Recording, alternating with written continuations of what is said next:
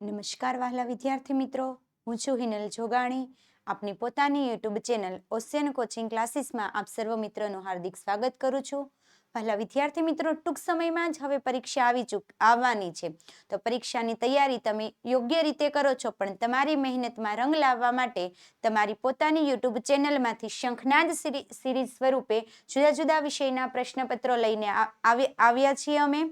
તો આજના શંખનાદ સિરીઝમાં આપણું જે વિજ્ઞાન વિષયનું પ્રશ્નપત્ર 3નું સોલ્યુશન જોવાનું બાકી હતું એ આજના લેક્ચરમાં આપણે જોવાના છીએ. આ પ્રશ્નપત્ર કેવું છે? તો ગુજરાત સરકારની જે બ્લુપ્રિન્ટ આવેલી છે એ બ્લુપ્રિન્ટ મુજબ તૈયાર કરેલું છે. આ ઉપરાંત આ સંપૂર્ણ પ્રશ્નપત્રનું સોલ્યુશન આપણને યુટ્યુબ પર પ્રાપ્ત થઈ શકે છે. સાથે સાથે જો આ સંપૂર્ણ સોલ્યુશનની PDF જોઈતી હોય તો પણ પ્રાપ્ત થઈ શકે છે, જેમાં પ્રથમ પરીક્ષા માટે મોસ્ટ આઈએમપી પ્રશ્નો છે, તમામ પ્રશ્નોનો સમાવેશ કરવામાં આવેલો છે. શરૂ કરીએ આપણે વિભાગ એ, જેમાં પહેલો પ્રશ્ન છે, નીચે આપેલા પ્રશ્નોના માંગ્યા મુજબ જવાબ લખો. કુલ પ્રશ્ન પૂછાય છે 24. દરેક પ્રશ્નનો એક ગુણ હોય છે. જેનો પ્રશ્ન 1 છે વિકલ્પ, કુલ 6 વિકલ્પો પૂછાય છે. પહેલો સવાલ, નીચેના પૈકી કઈ માહિતી સમતોલિત રાસાયણિક સમીકરણ દ્વારા આપણને મળતી નથી? એટલે સમીકરણ સમતોલિત કરીએ તો કઈ માહિતી આપણને પ્રાપ્ત થતી નથી? વહાલા વિદ્યાર્થી મિત્રો, આ તમામ પ્રશ્નોના જવાબ નીચે ઝડપથી તમે કોમેન્ટ બોક્સમાં લખજો. ઓપ્શન એ, પ્રક્રિયકો અને નિપજોની ભૌતિક અવસ્થા, કોઈ પણ પ્રક્રિયામાં સંકળાયેલા તમામ પદાર્થોની સંજ્ઞા અને રાસાયણિક સૂત્રો, ઉપરાંત પ્રક્રિયકો અને નિપજોના પરમાણુ અને અણુઓની સંખ્યા, અને પ્રક્રિયા વાસ્તવિક રીતે શક્ય છે કે નહીં. આ ચારમાંથી કઈ માહિતી આપણને સમીકરણ દ્વારા પ્રાપ્ત થતી નથી? તો કયો આન્સર આવશે? ઓપ્શન ડી, એટલે કે પ્રક્રિયા વાસ્તવિક રીતે શક્ય છે કે નહીં તે માહિતી આપણે જાણી શકતા નથી. નેક્સ્ટ પ્રશ્ન, લોહ સ્તંભની ઊંચાઈ અને વજન અનુક્રમે કેટલું છે? 8 મીટર અને 6 ટન, 6 મીટર અને 8 ટન, 6 મીટર અને 6 ટન કે 8 મીટર અને 8 ટન? તો લોહ સ્તંભની ઊંચાઈ અને વજન કયું આવશે? ઓપ્શન નંબર સી, એટલે 6 મીટર અને 6 ટન. ત્યાર પછી પાચન નળીમાં ચરબીનું ખાલી જગ્યામાં રૂપાંતર થાય છે. ચરબીનું રૂપાંતર શેમાં થાય? ફેટી એસિડમાં, ગ્લિસરોલમાં, એ અને બી બંને, કે એ અને બી માંથી એક પણ નહીં? તો આમાં પણ કયો આન્સર આવે છે? ઓપ્શન સી, એટલે એ અને બી બંને. ત્યાર પછી નેક્સ્ટ, લીલી વનસ્પતિને પ્રકાશ સંશ્લેષણની ક્રિયા કરવા માટે ખાલી જગ્યા પદાર્થો જરૂરી છે. કયા પદાર્થો? સૂર્યપ્રકાશ, ક્લોરોફિલ, CO2 અને પાણી, કે આપેલ તમામ? તો આ તમામ વસ્તુની જરૂર પડે, એટલે આન્સર કયો આવશે? ઓપ્શન ડી, આપેલ તમામ. આગળ જોઈએ નેક્સ્ટ, માધ્યમની સપાટીને લંબરૂપે આપાત થતા પ્રકાશના કિરણનો વક્રીભૂત કોણ જોવાનું છે. વક્રીભૂત કોણ કેટલો છે? 90 અંશ, 60 અંશ, 30 અંશ કે 0 અંશ? લંબરૂપે આપાત થાય છે તો વક્રીભૂત કોણ કેટલો આવે છે? 0 અંશ. આગળ, ઓઝોનનું સ્તર પૃથ્વીના કયા સ્તરમાં આવેલું છે? એટલે ઓઝોન કયા સ્તરમાં રહેલું છે? ટ્રોપોસ્ફિયર, બાયોસ્ફિયર, સ્ટ્રેટોસ્ફિયર કે આપેલ તમામ? તો ઓઝોન ક્યાં છે? સ્ટ્રેટોસ્ફિયરમાં. આગળ જોઈએ નેક્સ્ટ પ્રશ્ન 2, ખાલી જગ્યા પૂરો. જોઈએ 7મી, સૂકી કસનળીમાં લેડ નાઇટ્રેટના સ્ફટિકને ખૂબ વધારે પ્રમાણમાં ગરમ કરતા શું થાય છે? સ્ફટિક તરત પીગળે છે, પીળા અવક્ષેપ મળે છે, કે કથ્થઈ રંગની બાષ્પ મળે છે? આનો આન્સર 1, 2, 3 સ્વરૂપે કોમેન્ટ બોક્સમાં લખજો ઝડપથી.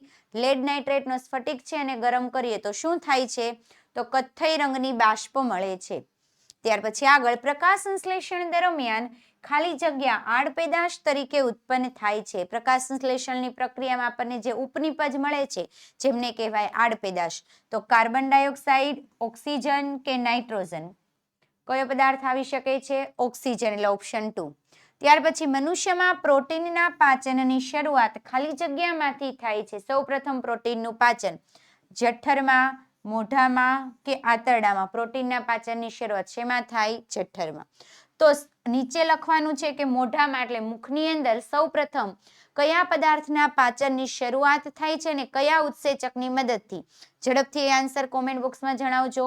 મુખની અંદર કયા પાચનની શરૂઆત થાય છે અને કયો ઉત્સેચક મદદરૂપ થાય છે? આગળ, ખાલી જગ્યાના ઉપયોગથી વનસ્પતિ પર્યાવરણીય ફેરફારો સામે તેમના પ્રતિચારનું સંકલન કરે છે. તો અંતઃસ્રાવો, વિશ્વાસયુક્ત અનુક્રમણિકા કે ઉત્સાહક? શેની મદદથી એ ફેરફારો કરે છે?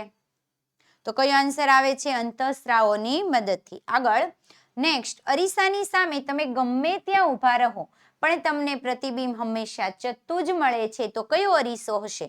માત્ર સમતલ, માત્ર બહિર્ગોળ કે સમતલ અથવા તો બહિર્ગોળ? પ્રતિબિંબ હંમેશા આપણને કેવું પ્રાપ્ત થાય? ચત્તું. તો કયો અરીસો જોવા મળે છે? સમતલ અથવા તો બહિર્ગોળ. ત્યાર પછી એક વૃદ્ધ વ્યક્તિને લઘુ દ્રષ્ટિ તથા ગુરુ દ્રષ્ટિ બંને પ્રકારની ખામી છે. તો આ ખામીને સુધારવા માટે કયો લેન્સ વાપરવો જોઈએ? બાયોફોકલ, પ્રગતિશીલ કે મલ્ટીફોકલ? તો કયો આન્સર આવી શકે છે? બાયોફોકલ. આગળ જોઈએ નેક્સ્ટ, ખરા ખોટા એ પણ 4 પૂછાય છે. ધાતુ ઉપર ભેજ અથવા તો એસિડનો હુમલો થાય તો એ પ્રક્રિયાને ક્ષારણ કહેવાય. સાચું કે ખોટું? ઝડપથી આન્સર આપજો. શું આવે છે? સાચું. આગળ, નારંગીમાં સાઇટ્રિક એસિડ રહેલો હોય છે. નારંગીની અંદર કયો એસિડ હોય? સાઇટ્રિક હોય કે ના હોય? સાચું કે ખોટું? તો શું આન્સર આવે છે? ખોટું. તો સાઇટ્રિક એસિડ કયા પદાર્થમાં રહેલો હોય છે એ પણ કોમેન્ટ બોક્સમાં લખવાનું છે, અને નારંગીમાં પણ કયા પ્રકારનો એસિડ હોય એ પણ કોમેન્ટ બોક્સમાં લખવાનું છે. ઝડપથી આગળ જોઈએ, માનવ આંખની રચનાને કેમેરાની સાથે સરખાવી શકાય છે. આ વિધાન કેવું છે? સાચું. ત્યાર પછી, આહાર જાળમાં ખોરાક પ્રાપ્તિના વૈકલ્પિક માર્ગોને કારણે સર્જાયેલી છે. એટલે આહાર જાળ છે એ ખોરાક પ્રાપ્તિના જુદા જુદા માર્ગો છે એમના કારણે ઉત્પન્ન થયેલી છે. તો આ વિધાન પણ કેવું છે? સાચું. આગળ જોઈએ નેક્સ્ટ, નીચેના પ્રશ્નોના એક વાક્યમાં ઉત્તર લખો. એ પણ 4 પ્રશ્ન પૂછાય છે. પહેલો સવાલ છે, પ્રક્રિયા પૂર્ણ કરો. કઈ પ્રક્રિયા? તો NaOH ની પ્રક્રિયા H2CO3 સાથે થાય છે. તો આપણને શું પ્રાપ્ત થાય? તો NaOH ની H2CO3 સાથે પ્રક્રિયા કરીએ તો NaCO3 સાથે જોડાય છે એટલે Na2CO3, અને આપણને સાથે સાથે શું પ્રાપ્ત થાય છે? પાણી, એટલે H2O ઉત્પન્ન થાય છે. આગળ જોઈએ નેક્સ્ટ, સિનાબારનું સૂત્ર લખો. સિનાબાર એટલે શું? HGS એટલે મર્ક્યુરીનો સલ્ફાઇડ, જેમને ઓળખવામાં આવે છે સિનાબાર. ત્યાર પછી, ધાતુ M ના વિદ્યુત વિભાજન્ય શુદ્ધિકરણમાં એનોડ, કેથોડ અને વિદ્યુત વિભાજ્ય તરીકે તમે શું લેશો? કોઈ પણ ધાતુ તરીકે M લીધેલું છે તો એમાં એનોડ, કેથોડ અને વિદ્યુત વિભાજ્ય દ્રાવણ તરીકે શું લેવામાં આવે છે? તો વિદ્યુત વિભાજ્ય શુદ્ધિકરણમાં અશુદ્ધ ધાતુ, અશુદ્ધ ધાતુ એટલે શું? ધાતુ એટલે એમ. તો એમાં જે ધાતુ છે એનું શુદ્ધિકરણ કરવાનું છે. અશુદ્ધ ધાતુને શેના તરીકે લેવાની? એનોડ તરીકે. ત્યાર પછી, જે અશુદ્ધ ધાતુ છે એની શુદ્ધ ધાતુને શેના તરીકે લેવાની? કેથોડ તરીકે. અને વિદ્યુત વિભાજ્ય દ્રાવણમાં શું લેવાનું છે? તો કોઈ પણ ધાતુ છે ધાતુના ક્ષારનું દ્રાવણ લેવામાં આવે છે. તો એનોડ આવે તો અશુદ્ધ ધાતુ, કોઈ પણ ધાતુનું શુદ્ધિકરણ કરવાનું છે એમનું. કેથોડ આવે તો શુદ્ધ ધાતુ, અને વિદ્યુત વિભાજ્ય દ્રાવણ આવે તો જે કોઈ પણ ધાતુના ક્ષારનું દ્રાવણ. આગળ જોઈએ નેક્સ્ટ, કયા પ્રકારની આંખની ખામીમાં મોટી ઉંમરની વ્યક્તિઓમાં આંખનો લેન્સ દુધિયા રંગનો અથવા તો વાદળછાયો બની જાય છે? કયા પ્રકારની ખામી હોય તો આ પ્રકારના લક્ષણો જોવા મળે છે? તો ખામીનું નામ છે કયું? મોતિયો. મોતિયો આવે ત્યારે શું થાય છે? મોટી ઉંમરની વ્યક્તિમાં આંખનો લેન્સ છે કેવો બની જાય છે? દુધિયા રંગનો અથવા તો વાદળછાયો. આગળ જોઈએ નેક્સ્ટ, જોડકા જોડો. એમાં પણ 4 પ્રશ્ન પૂછાઈ શકે છે. પ્રકાશ સંશ્લેષણ અને કોલમ 1 માં બીજું આપેલું છે શ્વસન. 2 પ્રકારની પ્રક્રિયા આપેલી છે. કોલમ 2 માં ઉર્જાનો સંગ્રહ, સુક્રોઝ અને ઉર્જા મુક્ત. તો પ્રકાશ સંશ્લેષણમાં શું થાય છે? તો પ્રકાશ સંશ્લેષણમાં ઉર્જાનો શું થાય છે? સંગ્રહ થાય છે. જ્યારે શ્વસનની પ્રક્રિયા દરમિયાન શું થાય છે? ઉર્જા મુક્ત થાય છે. આગળ જોઈએ નેક્સ્ટ, કોલમ 1 માં છે તારાઓનું ટમટમવું અને 2 માં છે ભૂરા રંગનું આકાશ. તો વાતાવરણમાં આલંબિત પાણીના સૂક્ષ્મ બુંદો, અસમાન વાતાવરણ કે પ્રકાશનું પ્રકિરણ. તો શું થશે? તારાઓનું ટમટમવું તો અસમાન વાતાવરણ. અને ભૂરા રંગનું આકાશ દેખાય છે શેને કારણે? પ્રકાશનું પ્રકિરણ. જ્યારે વાતાવરણમાં આલંબિત પ્રાણીના સૂક્ષ્મ બુંદો છે એમના વડે શેની રચના થાય છે? મેઘધનુષની રચના થાય છે. આગળ જોઈએ નેક્સ્ટ, વિભાગ બી. નીચે આપેલા પ્રશ્નોના 40 થી 50 શબ્દોની મર્યાદામાં ઉત્તર લખો. દરેક પ્રશ્નના 2 માર્ક્સ છે. કુલ પ્રશ્ન લખવાના છે 9, એટલે કુલ ગુણ થશે 18. એનો 25 નંબરનો સવાલ, લોખંડની વસ્તુઓ ઉપર આપણે શા માટે રંગ લગાવીએ છીએ? લોખંડના પાત્રો છે અથવા તો લોખંડની કોઈ પણ વસ્તુ બનાવેલી છે એમની સપાટી ઉપર રંગ શા માટે લગાવવામાં આવે? તો ધાતુના ક્ષારણને લીધે લોખંડની વસ્તુ ઉપર શું લાગી જાય છે? કાટ લાગી જાય. આથી કાટથી બચવા માટે આપણે લોખંડની સપાટી ઉપર રંગ લગાવીએ છીએ, જેના કારણે લોખંડ અને હવાનો જે સંપર્ક છે એ સંપર્ક થતો નથી, એટલે સંપર્ક તૂટી જાય છે. પરિણામે લોખંડની વસ્તુ છે લાંબા સમય સુધી સુરક્ષિત રહી શકે છે અને એમને કાટ પણ લાગતો નથી, એટલે કાટ લાગતો આપણે અટકાવી શકીએ છીએ. આગળ જોઈએ નેક્સ્ટ, શ્વસન એ ઉષ્માક્ષેપક પ્રક્રિયા છે, સમજાવો. મોસ્ટ આઈએમપી સવાલ, શ્વસનને ઉષ્માક્ષેપક પ્રક્રિયા શા માટે કહેવામાં? તો કોઈ પણ વ્યક્તિ છે જીવન જીવવા માટે એમને શેની જરૂર પડે? ઉર્જાની જરૂર પડે છે. આપણને ઉર્જા શેમાંથી મળે? તો આપણે જે પ્રકારનો ખોરાક ખાઈએ છીએ એ ખોરાકમાંથી આપણે શું પ્રાપ્ત કરીએ છીએ? ઉર્જા. આ ખોરાકનું પાચનની ક્રિયા દરમિયાન વધારે ને વધારે સરળ પદાર્થોમાં શું થાય છે? વિભાજિત થાય છે. ઉદાહરણ તરીકે આપણે ખોરાકમાં ઉપયોગ કરીએ છીએ ભાત, બટાકા, બ્રેડ વગેરે જેવા ઘણા બધા પદાર્થો, જેમાં શું હોય છે? કાર્બોદિત પદાર્થો છે. આ તમામ પદાર્થ, આ કાર્બોદિત પદાર્થોનું વિભાજન થઈને આપણને શું પ્રાપ્ત થાય છે? ગ્લુકોઝ ઉદ્ભવે છે. આ ગ્લુકોઝ આપણા શરીરના કોષોમાં રહેલા ઓક્સિજનની સાથે સંયોજાઈને શું આપણને આપે છે? ઉર્જા પૂરી પાડે છે. એટલે ગ્લુકોઝનું અણુસૂત્ર થાય C6H12O6. આ ગ્લુકોઝ છે કોની સાથે? ઓક્સિજનની સાથે પ્રક્રિયા કરીને આપણને શું આપે છે? ઉર્જા આપે છે. સાથે સાથે આપણને કાર્બન ડાયોક્સાઇડ અને પાણીનો અણુ પણ છૂટો પડે છે. જે ઉર્જા પૂરી પાડે છે એ પ્રક્રિયાને આપણે શેના તરીકે ઓળખીએ છીએ? શ્વસન તરીકે ઓળખવામાં આવે છે. આમ શ્વસનની પ્રક્રિયા દરમિયાન ઉર્જા મુક્ત થતી હોવાથી, ઉર્જા શું થાય છે? મુક્ત. માટે શ્વસનને કઈ પ્રક્રિયા કહેવાય? ઉષ્માક્ષેપક પ્રક્રિયા તરીકે ઓળખવામાં આવે છે. તો વ્યાખ્યા પણ પૂછાઈ શકે છે. ઉષ્માક્ષેપક એટલે શું? તો જે પ્રક્રિયામાં ઉર્જા મુક્ત થાય એને ઉષ્માક્ષેપક કહેવાય, અને શોષક એટલે જેમાં ઉર્જાનું શોષણ થાય. આગળ જોઈએ નેક્સ્ટ પ્રશ્ન, સૂચક એટલે શું? એસિડ અને બેઝની પરખ માટે વપરાતા સૂચકો જણાવો. સૂચકો કોને કહેવાય? તો જે દ્રાવણમાં એસિડ અને બેઝની હાજરીમાં શું કરે? રંગ પરિવર્તન એટલે પોતાનો રંગમાં ફેરફાર કરે, જેમને સૂચકો તરીકે ઓળખવામાં આવે છે. એસિડ બેઝની પરખ માટે વપરાતા કૃત્રિમ સૂચકો કયા કયા? તો આવશે મિથાઇલ ઓરેન્જ અને ફિનોલ્ફથેલિન. કૃત્રિમ સૂચકો કયા કયા છે? મિથાઇલ ઓરેન્જ અને ફિનોલ્ફથેલિન. જ્યારે કુદરતી સૂચકો તરીકે લિટમસ પેપર, હળદર પેપર, લાલ કોબીજના પાન, આ ઉપરાંત હાઇડ્રાન્યા, પેટુનિયા અને જેરાનિયમની રંગીન પાંખડીનો ઉપયોગ કરવામાં આવે છે. બે પ્રકારના, કૃત્રિમમાં મિથાઇલ ઓરેન્જ અને ફિનોલ્ફથેલિન, જ્યારે કુદરતીમાં લિટમસ પેપર, હળદર પેપર, લાલ કોબીજના પાન, આ ઉપરાંત હાઇડ્રાન્જિયા, પેટુનિયા અને જેરાનિયમની વિવિધ રંગીન પાંદડીઓ છે, પાંદડીનો એટલે પાંખડીનો ઉપયોગ કરવામાં આવે છે. આ ઉપરાંત વેનીલા અર્ક, ડુંગળી, લવિંગ વગેરે પદાર્થો એસિડ અને બેઝની હાજરીમાં વાસ બદલે છે. પરિણામે એને કયા સૂચકો કહેવાય? ઘ્રાણેન્દ્રિય સૂચકો તરીકે ઓળખવામાં આવે છે. આ ઉપરાંત લિટમસ દ્રાવણ જે જાંબુડિયા રંગનું હોય છે, જેને લાઇકેન કે જે થેલોફાઇટા વર્ગ, લિટમસનું દ્રાવણ જાંબુડિયા રંગનું છે, જેને શું કહેવાય? લાઇકેન. જે થેલોફાઇટા વર્ગ સાથે સંબંધ ધરાવતા છોડમાંથી કાઢવામાં આવે છે, જે પણ એક સૂચક તરીકે જ વર્તે છે, એટલે સૂચક જેવું જ કાર્ય કરે છે. આગળ જોઈએ નેક્સ્ટ, મંદન પ્રક્રિયા કોને કહે છે? યોગ્ય રીતે સમજાવો. મંદન એટલે શું? તો એસિડ અથવા તો બેઝને પાણી સાથે મિશ્ર કરતા એકમ કદ દીઠ આયનો, કયા કયા આયનો? તો એસિડ હોય તો H3O+ અને બેઝ હોય તો OH-. આ વગેરે જેવા આયનોની સાંદ્રતામાં શું થાય છે? સતત ને સતત ઘટાડો થાય છે. જે પ્રક્રિયાને શું કહેવામાં આવે? મંદન કહે છે. આવા એસિડ અને બેઝને મંદીકૃત એસિડ અથવા તો બેઝ તરીકે ઓળખવામાં આવે છે.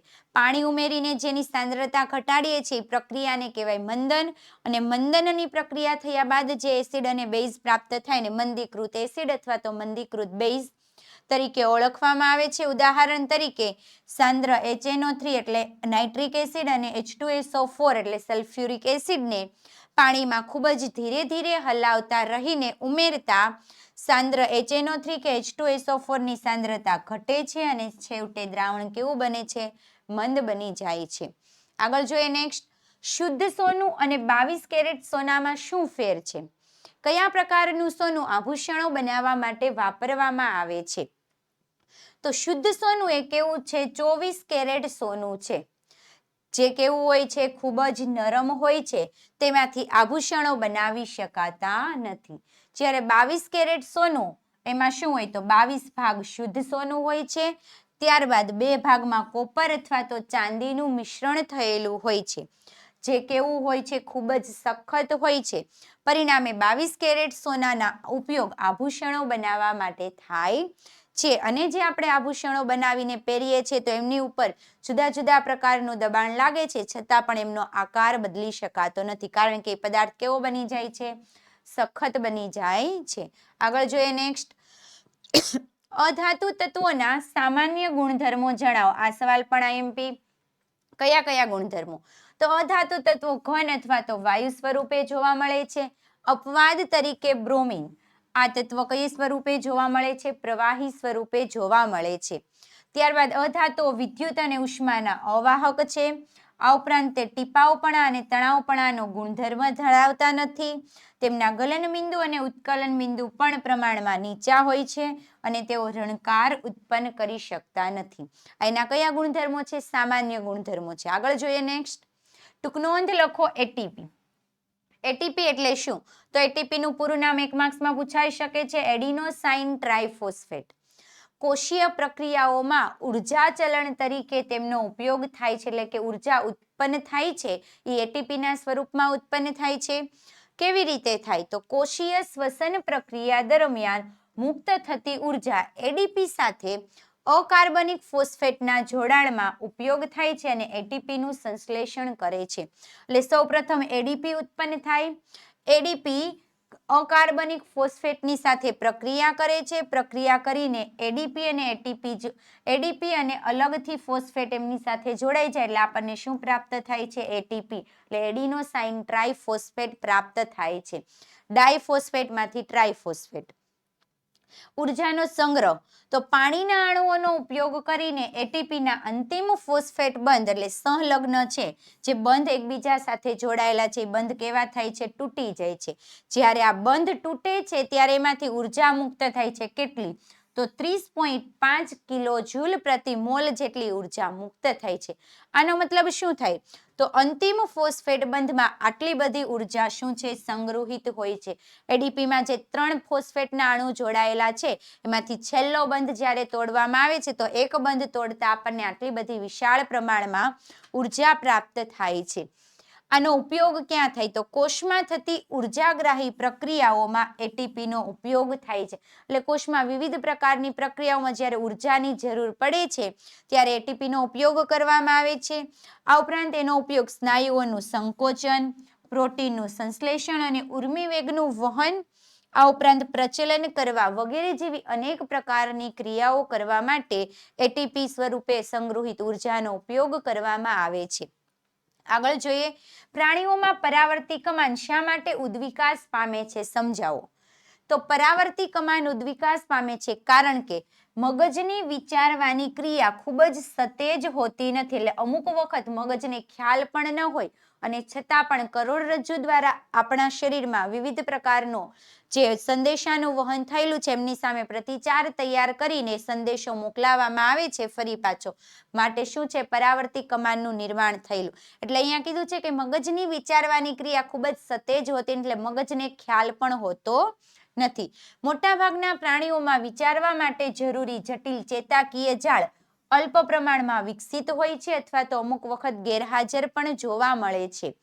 આથી વાસ્તવિક વિચારવાની ક્રિયાની ગેરહાજરીમાં, હકીકતમાં મગજ વિચારે છે, વિચારી શકતું નથી, એની ગેરહાજરીમાં કાર્ય કરવા માટે અસરકારક પ્રણાલીના રૂપમાં શેનું નિર્માણ થાય છે? પરાવર્તી કમાન. આ ઉપરાંત જટિલ ચેતાકોષીય જાળનું અસ્તિત્વ હોય છે, તો પણ ઝડપી પ્રતિચાર માટે વધુ કાર્યક્ષમ પ્રણાલી તરીકે, એટલે ઝડપથી પ્રતિચાર આપવો હોય તો એમના માટે પણ પરાવર્તી કમાનની જરૂર પડે છે. ત્યાર પછી આગળ જોઈએ. પ્રકાશનું વક્રીભવન એટલે શું? વક્રીભવન કોને કહેવાય? તો જ્યારે પ્રકાશનું ત્રાંસુ કિરણ એક પારદર્શક માધ્યમમાંથી જ્યારે બીજા પારદર્શક માધ્યમની અંદર પ્રવેશે છે તો બંને માધ્યમોને છૂટી પાડતી સપાટી આગળ પ્રકાશના કિરણના પ્રસરણની દિશા શું થાય છે? બદલાઈ જાય છે. આ ઘટનાને શું કહેવાય? પ્રકાશનું વક્રીભવન. અથવા બીજી વ્યાખ્યા લખવી હોય તો શું લખી શકાય? તો જ્યારે પ્રકાશનું ત્રાંસુ કિરણ એક પારદર્શક માધ્યમમાંથી બીજા માધ્યમમાં ગતિ કરે છે તો બંને માધ્યમોને છૂટી પાડતી સપાટી આગળ કિરણ કેવું વળે છે? વાંકું વળે છે. પરિણામે પ્રકાશના કિરણની વાંકા વળવાની ઘટનાને, પહેલામાં શું આવ્યું હતું? પ્રસરણની દિશા બદલાઈ. ઈ શબ્દ ફેરવીને શું લખ્યું? કિરણ વાંકું વળે છે. ત્રીજામાં શું છે? જ્યારે એક પારદર્શક માધ્યમમાંથી બીજા પારદર્શક માધ્યમમાં પ્રકાશના ત્રાંસા કિરણની ઝડપ બદલાઈ જાય છે. કિરણ જે ત્રાંસુ થાય છે સાથે સાથે એની શું બદલાય છે? ઝડપ. ઝડપ બદલાય છે. પરિણામે બે માધ્યમોની છૂટી પાડતી સપાટી આગળ પ્રકાશના પ્રસરણની દિશા શું થાય છે? બદલાઈ જાય છે. આ ઘટનાને પણ શું કહેવામાં આવે? પ્રકાશનું વક્રીભવન. આગળ જોઈએ નેક્સ્ટ. 15 સેન્ટીમીટર કેન્દ્ર લંબાઈ, એટલે અહીંયા આપણને કેન્દ્ર લંબાઈ આપી 15 સેન્ટીમીટર. અરીસો આપેલો છે કયો? બહિર્ગોળ. 10 સેન્ટીમીટર દૂર વસ્તુને મૂકેલી છે તો વસ્તુ અંતર યુ આપી દીધું 10 સેન્ટીમીટર. તો પ્રતિબિંબનું સ્થાન અને પ્રકાર જણાવવાનો છે. જોઈએ, વસ્તુ અંતર યુ બરાબર 10 સેન્ટીમીટર. બહિર્ગોળ અરીસો છે એટલે વસ્તુ અંતર કેવું હશે? ઋણ. બહિર્ગોળ અરીસાની કેન્દ્ર લંબાઈ f બરાબર કેટલું? 15 સેન્ટીમીટર. કેન્દ્ર લંબાઈ ધન હોય છે. તો સૂત્ર તો આપણને ખ્યાલ જ છે અરીસાનું, 1/u + 1/v બરાબર 1/f. ઉપરની કિંમત સૂત્રમાં મૂકીએ એટલે u બરાબર -10 અને f બરાબર 15. 1/v ને કરતા બનાવીને સાદું રૂપ આપીએ એટલે આપણો આન્સર કેટલો આવે છે? v બરાબર 6 સેન્ટીમીટર. તો અહીંયા પ્રતિબિંબ આપણને કેવું પ્રાપ્ત થાય છે? ધન પ્રાપ્ત થાય છે. જે ક્યાં રચાય છે? અરીસાની પાછળની તરફ રચાય છે. એટલે પ્રતિબિંબ અરીસાથી પાછળની તરફ 6 મીટર દૂર મળે છે. આ પ્રકાર કેવો હશે? બહિર્ગોળ અરીસો છે. પરિણામે પ્રતિબિંબ આભાસી, ચત્તુ અને કેવું મળે છે? વસ્તુ કરતા આપણને નાનું પ્રાપ્ત થાય છે. આગળ જોઈએ નેક્સ્ટ.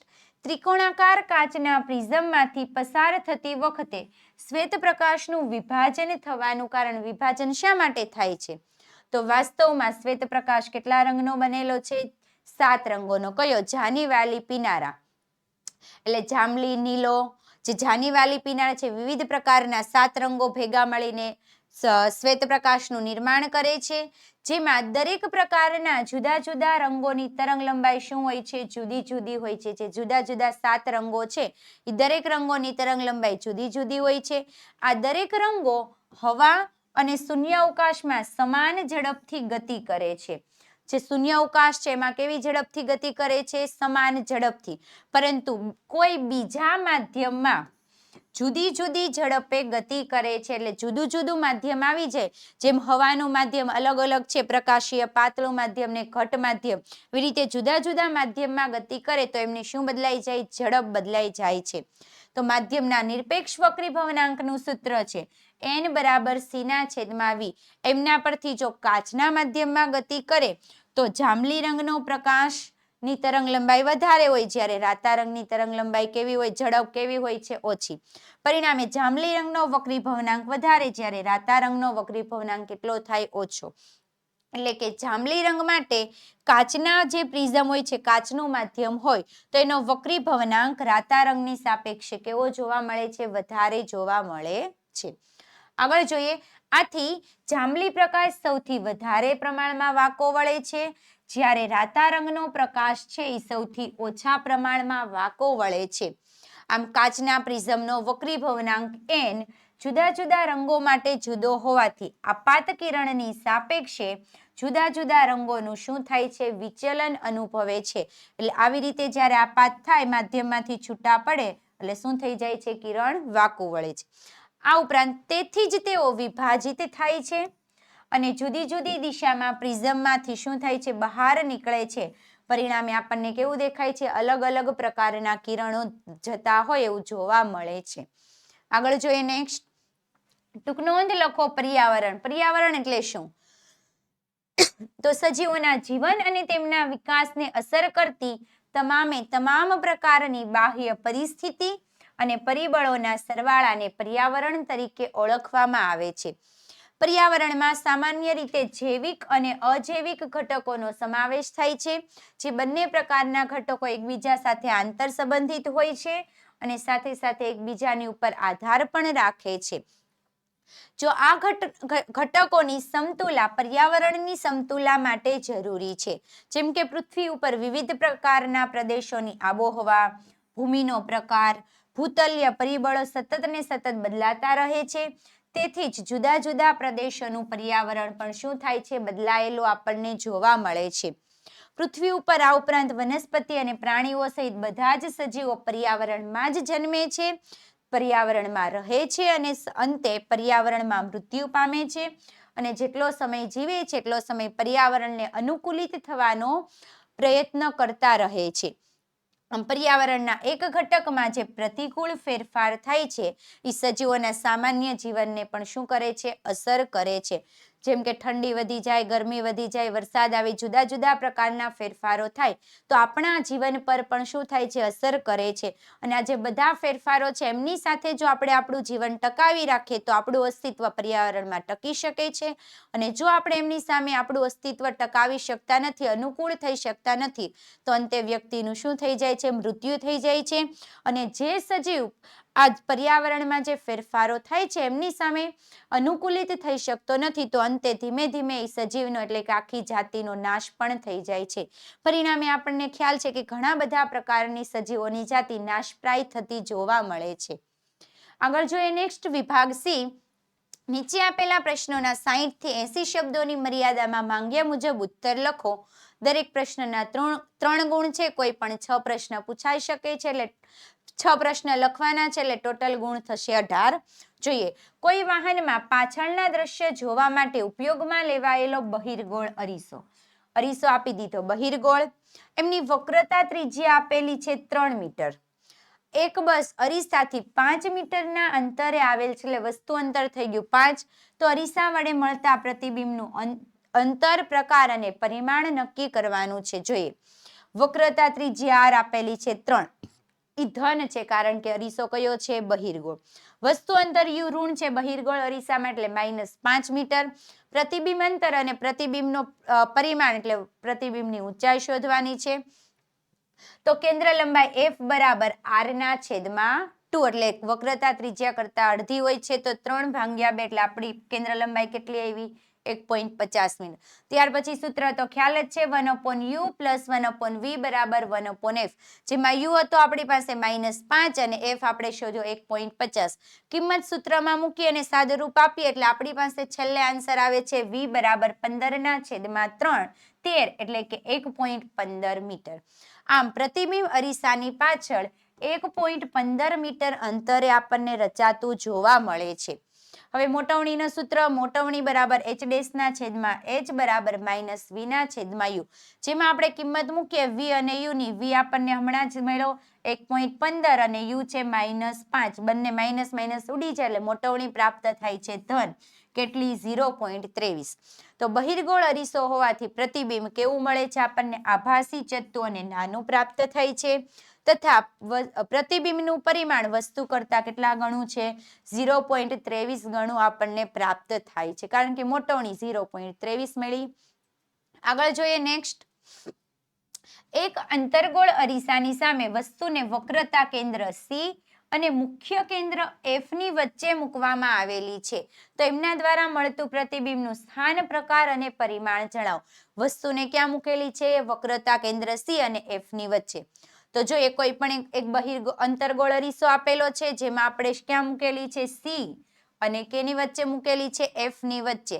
અહીંયા સવાલમાં થોડોક ફેરફાર કરવાનો છે, C અને F ની વચ્ચે નહીં, પરંતુ C થી ક્યાં મૂકવાની છે, થોડી દૂર. C અને F ની વચ્ચે જ્યારે મૂકવામાં આવે છે અને એમાંથી જ્યારે કિરણો આપાત કરવામાં આવે છે, તો એક કિરણ સીધું આપાત કરવાનું છે, જે શેમાંથી પસાર થતું હશે, સીધું આપાત કરીએ તો મુખ્ય કેન્દ્ર F માંથી પસાર થાય છે અને શું થાય છે, એમનું વક્રીભવન થાય છે. જ્યારે C માંથી પસાર કરીએ છીએ તો C માંથી જે આપાત થતું કિરણ છે એ કિરણ ફરી પાછું C માંથી પરાવર્તિત થાય છે અને આપણને પ્રતિબિંબ પ્રાપ્ત થાય છે. ક્યાં, તો C થી દૂર આપણને પ્રતિબિંબ મળે છે. એટલે C એટલે વક્રતા કેન્દ્રથી દૂર. કેવું છે, તો અહીંયા વસ્તુ કરતા ઘણું મોટું દેખાય છે, એટલે પ્રતિબિંબ કેવું મળે છે, વસ્તુ કરતા મોટું. કેવું દેખાય, વસ્તુ ચત્તી છે એના કરતા કેવું મળે છે, ઉલટું. ઉલટું પ્રતિબિંબ કેવું હોય છે, વાસ્તવિક. એટલે વાસ્તવિક અને ઉલટું પ્રતિબિંબ આપણને પ્રાપ્ત થતું જોવા મળે છે. આગળ જોઈએ નેક્સ્ટ, પરાવર્તી કમાન સમજાવો. કરોડરજ્જુની પરાવર્તી ક્રિયા પણ સમજાવો. પરાવર્તી કમાન એટલે શું? તો પરાવર્તી ક્રિયામાં સંકળાયેલી અંતર્વાહી, જેમનું બીજું નામ છે સંવેદી ચેતા. અંતર્વાહી અને બહિર્વાહી એટલે કે પ્રેરક ચેતા કે ચાલક ચેતા અને એની સાથે આવે છે કરોડરજ્જુ સહિતના જોડાણને શું કહેવાય? પરાવર્તી કમાન. એટલે અંતર્વાહી ચેતા, બહિર્વાહી ચેતા અને કરોડરજ્જુના જોડાણને કહેવાય છે પરાવર્તી કમાન. અથવા બીજું લખવું હોય તો શું લખી શકાય? તો પરાવર્તી ક્રિયાનો માર્ગ, જેમાં સંવેદનાગ્રાહી અંગ, ત્યાર પછી સંવેદી ચેતા, પૃથ્થકરણીય ચેતાકોષ, ચાલક ચેતા અને પ્રતિચારક અંગનું જે જોડાણ થાય છે એમને કહેવામાં આવે છે પરાવર્તી કમાન. એટલે આખો માર્ગ લખેલો છે. કોઈ પણ અંગ દ્વારા પહેલા તો સંવેદના ગ્રહણ થાય એટલે સંવેદનાગ્રાહી અંગ, ત્યાર પછી એમનું વહન થાય એટલે સંવેદી ચેતા, ત્યારબાદ પૃથ્થકરણીય ચેતા કરોડરજ્જુમાં આવેલી છે, જેના દ્વારા એનું અર્થઘટન થાય એટલે પૃથ્થકરણીય ચેતા, એના દ્વારા અર્થઘટન થઈને સંદેશાનું વહન થાય એટલે ચાલક ચેતા, ચાલક ચેતામાંથી પ્રતિચારક અંગ સુધી એટલે જે અંગને સંદેશો મોકલવાનો છે પ્રતિચારક અંગ સુધી પહોંચે છે. તો આ તમામનું જોડાણ થાય છે એમને શું કહેવાય? પરાવર્તી કમાન. આગળ જોઈએ કેવી રીતે થાય છે. તો કોઈ પણ ગરમ વસ્તુને આપણે હાથ અડકીએ છીએ તો શું થાય? તો આમ સંવેદી ચેતા અને ચાલક સંદેશાનો કરોડરજ્જુમાંથી પસાર થતો ચેતા માર્ગ પરાવર્તી કમાનની રચના કરે છે અને આ ક્રિયા દ્વારા આપણે ખૂબ જ ઝડપથી પ્રતિચાર દર્શાવી શકીએ છીએ. પરાવર્તી કમાનનો અર્થ નીચેના ઉદાહરણ પરથી સ્પષ્ટ થાય છે કે ધારો કે ભૂલથી કે અજાણતા કોઈ વ્યક્તિનો હાથ ગરમ વસ્તુને અડકે છે. અહીંયા આપણને આકૃતિમાં દર્શાવેલું છે.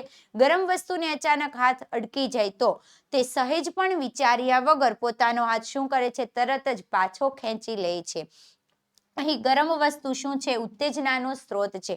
જો આપણને ઉત્તેજના પ્રાપ્ત થતી ન હોત, સંવેદના પ્રાપ્ત ન થતી હોત તો થોડોક સમય હાથ રહેત અને પછી આપણે સંદેશાનું વહન થતું હોત તો શું થાત? ગરમ વસ્તુને હાથ અડકેલો હોય અથવા તો કોઈ વ્યક્તિ દાજી જાય તો હાથ કદાચ આખો દાજી જાય, અડધો દાજી જાય, પછી આપણી સુધી સંદેશાનું વહન જો ધીમે ધીમે થતું હોત તો અંતે શું થાય છે? અમુક વખત આવી વસ્તુથી વ્યક્તિનું મૃત્યુ પણ થઈ શકે છે. પરંતુ આ પ્રતિચાર કેવો દર્શાવીએ છીએ? આપણા શરીર દ્વારા ખૂબ જ ઝડપથી દર્શાવવામાં આવે છે. કેવી રીતે થાય છે? ગરમ વસ્તુને હાથ અડે એટલે સંવેદનાગ્રાહી અંગ દ્વારા સંદેશાનું ગ્રહણ થાય. સીધો જ સંદેશો સંવેદી ચેતા દ્વારા પહોંચે છે કરોડરજ્જુમાં. કરોડરજ્જુમાં આવેલી હોય છે પૃથ્થકરણીય ચેતા. પૃથ્થકરણીય ચેતા દ્વારા સંદેશાનું અર્થઘટન થાય છે. અર્થઘટન થાય છે અને પછી વિચારે છે કે આ સંદેશો ત્વરિત છે કે મગજ સુધી પહોંચાડવાનો. જો એને ત્વરિત પ્રતિચાર તૈયાર કરવાનો હશે, મગજ સુધી પહોંચાડવાનો નહીં હોય, તે ત્વરિત પ્રતિચાર તૈયાર કરે છે. ત્યારબાદ સંદેશાનું વહન ચાલક ચેતા દ્વારા કરે છે અને ચાલક ચેતા જે પ્રતિચારક અંગ છે પ્રતિચારક અંગ સુધી સંદેશાનું વહન કરે છે. પરિણામે ત્યાંથી શું થાય છે? આપણો હાથ દૂર ખેંચવામાં આવે છે. અહીંયા સમજાવેલું છે કે ઉત્તેજના હાથમાં સંવેદી ચેતા તંતુને ક્રિયાશીલ કરે છે. ઉર્મિવેગને કરોડરજ્જુ તરફ લઈ જાય છે. કરોડરજ્જુમાં સંવેદી કેન્દ્ર દ્વારા ઉત્તેજના મેળવીને ચાલક કેન્દ્રમાં ચોક્કસ પ્રકારના સંદેશાનું વહન કરવામાં આવે છે. આ સંદેશો ચાલક ચેતા તંતુ દ્વારા હાથના ચોક્કસ સ્નાયુઓને મળે છે. આ સ્નાયુઓ સંકોચન થતા હાથ શું થાય છે? પાછો ખેંચાય છે અથવા તો સ્નાયુ પ્રતિચારક અંગ તરીકે કાર્ય કરે છે. આમ સંવેદી અંગ એટલે કે ગ્રાહી અંગથી પ્રતિચારક અંગ સુધીનો સમગ્ર માર્ગ એને શું કહેવાય? પરાવર્તી કમાન. આપણે ગરમ વસ્તુને હાથ અડક્યો એમાં શું થાય છે? સંવેદી અંગ અને પ્રતિચારક અંગ કેવું છે? બધું એક જ છે. પરંતુ અમુક વખત એવું બને છે કે આપણે જોઈએ છીએ, આંખ વડે જોઈએ, ધારો કે કોઈ કૂતરું આપણી પાછળ દોડતું દોડતું આવે છે એટલે આંખ વડે જોયું, સંદેશાનું વહન થયું, કરોડરજ્જુ સુધી સંદેશો પહોંચ્યો, ત્યાંથી અર્થઘટન થયું અને ફરી પાછો આપણને એનો પ્રતિચાર મળે છે. પ્રતિચાર ક્યાં મળશે? ફરી પાછો આંખને નથી મળતો, પરંતુ પ્રતિચાર કયા અંગમાં આવે છે? પગમાં આવે છે. પગને સંદેશો મળે છે. પરિણામે આપણે શું કરીએ છીએ? પગની મદદથી દોડવાની શરૂઆત કરીએ છીએ. તો દરેક કિસ્સામાં એવું જરૂરી નથી કે જે પ્રતિચારક અંગ હોય એ જ સંવેદી અંગ હોય છે, એ જ પ્રતિચારક અંગ હોય, એવું દરેક કિસ્સામાં જરૂરી બનતું નથી. આગળ જોઈએ નેક્સ્ટ, આવર્તનનો અર્થ શું છે? ઉદાહરણ સાથે જણાવો. આવર્તન એટલે શું?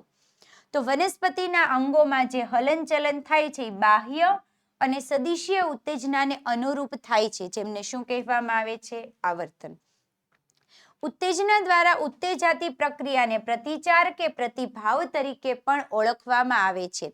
જો વનસ્પતિના અંગની વૃદ્ધિ પ્રેરતા પરિબળની દિશા તરફ હોય, વૃદ્ધિ છે એ પરિબળની દિશા તરફ હોય તો એમને ધન આવર્તન કહેવાય છે.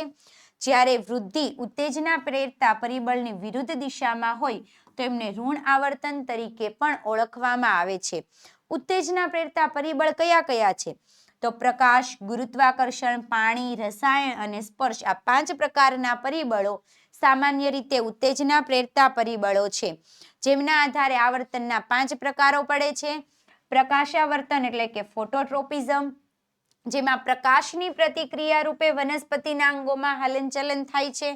જેમાં મૂળ છે એ ઋણ પ્રકાશાવર્તન અને પ્રકાંડ છે એ ધન પ્રકાશાવર્તન દર્શાવે છે. બીજું છે ભૂ આવર્તન એટલે જીઓટ્રોપિઝમ, જેમાં ગુરુત્વાકર્ષણની પ્રતિક્રિયા રૂપે વનસ્પતિના અંગોમાં હલનચલન થાય છે. જેમાં મૂળનું આવર્તન હોય છે ધન અને પ્રકાંડનું હોય છે ઋણ. ત્યાર પછી છે જલાવર્તન એટલે કે હાઇડ્રોટ્રોપિઝમ, જેમાં પાણીની, જલ એટલે પાણીની પ્રતિક્રિયા રૂપે વનસ્પતિના અંગોમાં હલનચલન થાય છે. જેમાં મૂળ તંત્ર હોય છે એ ધન દર્શાવે છે, જ્યારે પ્રકાંડ છે એ ઋણ જલાવર્તન દર્શાવે છે. ચોથું છે રસાયણાવર્તન એટલે કે ક્રોમોટ્રોપિઝમ, ચોક્કસ પ્રકારના રસાયણની પ્રતિક્રિયા રૂપે વનસ્પતિના અંગોમાં જે હલનચલન થાય છે એમને રસાયણાવર્તન કહેવામાં આવે છે. ઉદાહરણ તરીકે ફલનની પ્રક્રિયા દરમિયાન પરાગનલિકાની પરાગવાહિનીમાંથી અંડક તરફ જે વહન થાય છે અને વૃદ્ધિ થાય છે એમને રસાયણાવર્તન કહેવામાં આવે છે. છેલ્લું છે સ્પર્શાવર્તન એટલે થિગ્મોટ્રોપિઝમ, જેમાં આધારના સ્પર્શની પ્રતિક્રિયા રૂપે વનસ્પતિના અંગોમાં હલનચલન થાય છે. ઉદાહરણ તરીકે સૂત્રાંગો છે એ આધારની ફરતે કુંતલ આકારે વીંટળાય છે, જેમને સ્પર્શાવર્તન એટલે કે ધન સ્પર્શાવર્તન તરીકે ઓળખવામાં આવે છે. આ ઉપરાંત સ્પર્શાવર્તનનું અન્ય ઉદાહરણ જેમ કે લજામણીના છોડને અડકીએ તેમના પર્ણો તરત જ બીડાઈ જાય છે. આગળ જોઈએ નેક્સ્ટ, અન્નવાહકમાં ખોરાક અને અન્ય પદાર્થોનું સ્થળાંતરણ સમજાવો. તો પ્રકાશ સંશ્લેષણની દ્રાવ્ય નિપજોના વહનને શું કહેવાય છે? સ્થળાંતરણ. કેવી રીતે થાય છે? તો સ્થળાંતરણ સાથે સંકળાયેલી સંવહન પેશીને કહેવામાં આવે છે અન્નવાહક પેશી. જેમાં કયા કયા પદાર્થોનું વહન થઈ શકે? તો પ્રકાશ સંશ્લેષણની નિપજો, આ ઉપરાંત એમિનો એસિડ અને અન્ય પદાર્થો અન્નવાહકમાં વહન પામે છે. આ પદાર્થો મુખ્યત્વે મૂળ તેમજ સંગ્રહ કરતા અંગો જેવા કે બીજ, ફળ અને વૃદ્ધિ પામતા ભાગોની તરફ એમનું શું થાય છે? વહન થાય છે. અન્નવાહકમાં સ્થળાંતરણ દરમિયાન શેનો ઉપયોગ થાય છે? ઉર્જાનો ઉપયોગ થાય છે. એટીપી માંથી જે પ્રાપ્ત ઉર્જા છે, ઉર્જાના ઉપયોગથી અન્નવાહકમાં સુક્રોઝ એટલે કે શર્કરાનું સ્થળાંતર થઈ શકે છે. તેના કારણે તેથી થતો આશ્રુતિ દાબને કારણે પેશીની અંદર જે વધારાનું પાણી છે એ પાણીનો પણ શું થાય છે? નિકાલ થાય છે. આ દબાણથી અન્નવાહકમાં દ્રવ્યો છે એ ઓછા દબાણ ધરાવતી પેશી તરફ વહન પામે છે. આમ વનસ્પતિની જરૂરિયાત મુજબ અન્નવાહકમાં વિવિધ પ્રકારના દ્રવ્યોનું વહન થઈ શકે છે. આગળ જોઈએ ઉદાહરણ તરીકે વસંત ઋતુમાં મૂળ અને પ્રકાંડની પેશીઓમાં જે શર્કરા છે એનું સ્થળાંતર વૃદ્ધિ માટે ઉર્જાની જરૂરિયાત ધરાવતી કલિકાઓમાં થાય. એટલે વસંત ઋતુમાં સૌથી વધારે કલિકાઓનું નિર્માણ થાય છે. અન્નવાહકમાં ખોરાક અને અન્ય પદાર્થોનું સ્થળાંતરણ તેની સંલગ્ન સાથી કોષની મદદથી ચાલની નલિકામાં ઉધ્વવહન તેમજ અધોવહન એમ બંને દિશામાં વહન થઈ શકે છે. જો અન્નવાહક આવે તો બંને દિશા, જલવાહક આવે તો એક જ દિશામાં વહન થાય છે. આગળ જોઈએ નેક્સ્ટ, સક્રિયતા શ્રેણીમાં નીચે રહેલી ધાતુઓનું નિષ્કર્ષણ સમજાવો. કેવી રીતે થાય? તો જે નીચેની ધાતુઓ હોય છે ખૂબ જ નિષ્ક્રિય હોય છે. પરિણામે ધાતુઓના ઓક્સાઇડ છે એમને માત્ર ને માત્ર ગરમ કરીને ત્યારબાદ રિડક્શન કરીએ તો શું થાય છે? ધાતુ સરળતાથી છૂટી પડી જાય છે. ઉદાહરણ તરીકે આપેલું છે મર્ક્યુરીની કાચી ધાતુ એટલે કે HgS, જેને સિનાબાર તરીકે ઓળખવામાં છે, એટલે મર્ક્યુરી સલ્ફાઇડ. જેને હવામાં ગરમ કરવામાં આવે છે તો સૌપ્રથમ તે મર્ક્યુરીના ઓક્સાઇડ એટલે HgO માં ફેરવાય છે. ત્યારબાદ જો એ ઓક્સાઇડને હજુ વધારે ગરમ કરીએ એટલે કે એમનું રિડક્શન કરીએ તો ઓક્સિજન દૂર થાય ને આપણને શું મળે છે? મર્ક્યુરી પ્રાપ્ત થાય છે, એટલે Hg ધાતુ શુદ્ધ સ્વરૂપમાં મળે છે. સમીકરણ સ્વરૂપે દર્શાવેલી છે મર્ક્યુરી સલ્ફાઇડ HgH, ગરમ કરીએ એટલે હવાની હાજરીમાં તો મર્ક્યુરીના ઓક્સાઇડ HgO અને સાથે સાથે SO2 છૂટો પડે છે. આ મર્ક્યુરીના ઓક્સાઇડને હજુ વધારે ગરમ કરીએ તો શુદ્ધ મર્ક્યુરી ધાતુ પ્રાપ્ત થાય છે અને ઓક્સિજનનો અણુ છે એ દૂર થાય છે. આવી જ રીતે કોપર જે કુદરતમાંથી Cu2S એટલે કોપર સલ્ફાઇડ સ્વરૂપે મળે છે, તેમને અયસ્ક એટલે કાચી ધાતુને ગરમ કરવાથી નીચે મુજબ કોપર ધાતુ મળે છે. કોપરના સલ્ફાઇડને હવાની હાજરીમાં ગરમ કરીએ એટલે પહેલા પ્રાપ્ત થાય કોપર ઓક્સાઇડ. એ કોપર ઓક્સાઇડને વધારે પ્રમાણમાં ફરી પાછું કાચી ધાતુ કોપર સલ્ફાઇડ સાથે ગરમ કરવામાં આવે તો શુદ્ધ કોપર ધાતુ આપણને પ્રાપ્ત થાય છે. આગળ જોઈએ નેક્સ્ટ, ઘરની દિવાલો ઢોળવા માટે શું વપરાય છે? પદાર્થ કેવી રીતે બને છે? સમીકરણની સાથે સમજૂતી આપવાની છે. તો ઘરની દિવાલો ઢોળવા માટે ચૂનાનું નીતર્યું પાણી, જેમને કહેવામાં આવે છે CaOH ટ્વાઇસ વપરાય છે. કેવી રીતે? તો કેલ્શિયમ ઓક્સાઇડ CaO, કેલ્શિયમ ઓક્સાઇડની H2O ની સાથે પાણીની સાથે પ્રક્રિયા કરીએ એટલે કેલ્શિયમ હાઇડ્રોક્સાઇડ CaOH ટ્વાઇસ બને છે, જેમને ચૂનાનું નીતર્યું પાણી અથવા તો લાઇમ વોટર તરીકે ઓળખવામાં આવે છે. આ ચૂનાના નીતર્યા પાણીને ઘરની દિવાલો ઉપર ઢોળવામાં આવે છે એટલે રંગવામાં આવે છે, ત્યારે હવામાંના CO2 સાથે તેની ધીમે ધીમે પ્રક્રિયા થવાથી દિવાલ ઉપર CaCO3 નું પાતળું સ્તર એટલે પડ બની જાય છે. આમ દિવાલને ઢોળ્યા બાદ 2-3 દિવસમાં તેમની ઉપર સફેદ CaCO3 નું નિર્માણ થાય છે એટલે કેલ્શિયમ કાર્બોનેટ બને છે. જ્યારે કેલ્શિયમ કાર્બોનેટ બની જાય એટલે દિવાલો ઉપર શું આવી જાય છે? ચમક આવે છે. એટલે ચૂનાનું નીતર્યું પાણી લગાવીએ ત્યારે આપણને દિવાલ ઉપર ચમક દેખાતી નથી, પરંતુ કાર્બન ડાયોક્સાઇડ સાથે પ્રક્રિયા થાય એટલે 2-3 દિવસ બાદ આપણને દિવાલ ઉપર શું જોવા મળે છે? ચમક હોય એવું જોવા મળે છે. આ પ્રક્રિયા આપેલી છે calcium hydroxide CaOH twice, CO2 સાથે પ્રક્રિયા કરે એટલે કેલ્શિયમ કાર્બોનેટ CaCO3 અને સાથે પાણીનો અણુ દૂર થાય છે. આગળ જોઈએ, રાસાયણિક સમીકરણને કેવી રીતે લખાય? યોગ્ય ઉદાહરણ દ્વારા સમજૂતી આપવાની છે. તો મેગ્નેશિયમની પટ્ટીનું ઓક્સિજનની હાજરીમાં દહન કરીએ તો મેગ્નેશિયમ ઓક્સાઇડ બને છે. આ પ્રક્રિયાનું શબ્દ સ્વરૂપમાં વર્ણન લાંબુ છે, પરિણામે એને સંક્ષિપ્તમાં નીચે મુજબ સમીકરણ સ્વરૂપે લખેલી છે. MgO2 અને MgO આપણને પ્રાપ્ત થાય છે, જેમાં Mg અને O2 છે એમને કહેવામાં આવે છે પ્રક્રિયકો અને MgO ને કહેવામાં આવે છે નિપજો. તો સમીકરણમાં Mg અને O2 શું છે? પ્રક્રિયકો. જેમની વચ્ચે રાસાયણિક પ્રક્રિયા થાય છે એમને કહેવામાં આવે છે પ્રક્રિયકો, અને MgO એને શું કહેવાય છે? નિપજો, જે શું થાય છે? પ્રક્રિયાને અંતે પ્રાપ્ત થાય છે. આમ રાસાયણિક સમીકરણમાં પ્રક્રિયકોને હંમેશા ડાબી બાજુએ અને નિપજોને હંમેશા જમણી બાજુએ દર્શાવવામાં આવે છે. પ્રક્રિયકો અને નિપજોની વચ્ચે તીરની નિશાની મૂકવામાં આવે છે. જો એક કરતાં વધારે પ્રમાણમાં પ્રક્રિયકો પ્રક્રિયામાં ભાગ લેતા હોય તેમની વચ્ચે પ્લસની સંજ્ઞા મૂકવામાં આવે છે. એવી જ રીતે જો એક કરતાં વધારે નિપજો ઉત્પન્ન થતી હોય તેમની વચ્ચે પણ પ્લસની સંજ્ઞા મૂકવામાં આવે છે અને તીરનો અગ્રભાગ એ નિપજો તરફ હોય છે, જે પ્રક્રિયાની શું દર્શાવે છે? દિશા દર્શાવે છે. અહીંયા પણ આપણને આપેલું છે Mg અને O2 બે પ્રક્રિયકો છે એટલે એમની વચ્ચે પ્લસની નિશાની મૂકેલી છે. પ્રક્રિયકો નિપજોની વચ્ચે તીર મૂકેલું છે. આ તીરનો આગળનો ભાગ છે એ શું દર્શાવે છે? પ્રક્રિયાની દિશા દર્શાવે. એટલે આ પ્રક્રિયકો છે ના નિપજો છે એ આપણને ખ્યાલ આવે છે.